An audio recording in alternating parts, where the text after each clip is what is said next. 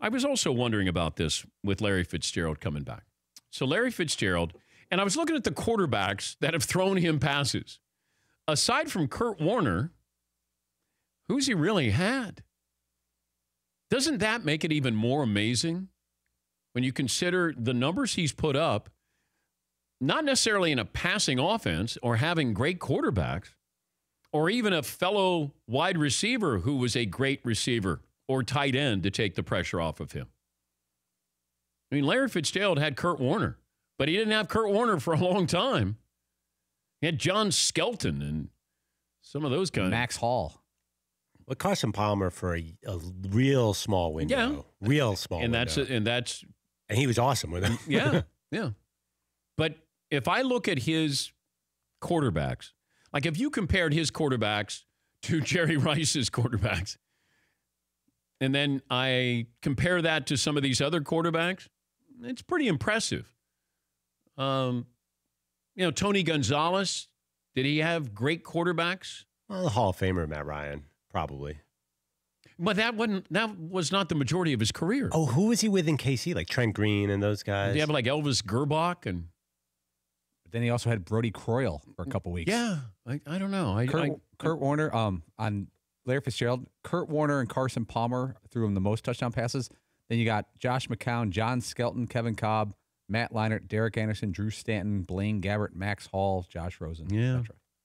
And as bad as all those quarterbacks were, their offensive line was famously worse, too. Yeah. Remember, they didn't invest in that for years? Yeah, it should be graded. Your stats should be graded a little bit there. If you're a wide receiver, who was throwing you the ball? It's a little system argument, Dan. Do you think Larry Fitzgerald's in a system? No, you're saying that that all these other great receivers were in a system, and Larry's even more impressive because he wasn't. The system was they had good quarterbacks. Yeah. If Larry Fitzgerald was a Patriot for his entire career, how many catches do you think he has? Does he have more than he has now? He would have been the ultimate slot receiver that could do more. Because the last 7-8 years, he's kind of a slot receiver. Yeah. Short. Oh, man. Yeah. Because Larry Fitzgerald had 103 catches at age 22 and 109 catches at age 34. He had a few, like his down years are 82 catches, 80 catches. Yeah. Yeah, McLovin. If Jerry Rice doesn't hook up with Bill Walsh, Joe Montana, and Steve Young, does he rewrite the record book 5 times over? No, that helped him. He had a perfect system. Perfect storm. You had an offensive genius. You had the second greatest quarterback of all time. And you had Steve Young, another Hall of Famer in there. That's pretty good. And he had respectable wide receivers. John Taylor was a good wide receiver.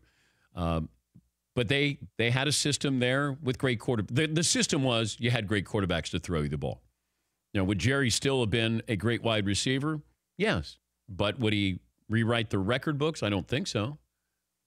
Like if he played for the Cleveland Browns, is Jerry Rice going to be one of the all-time greats? I don't know. For more Dan Patrick Show, tune to Audience Channel 239 on DirecTV or download the Dan Patrick Show app.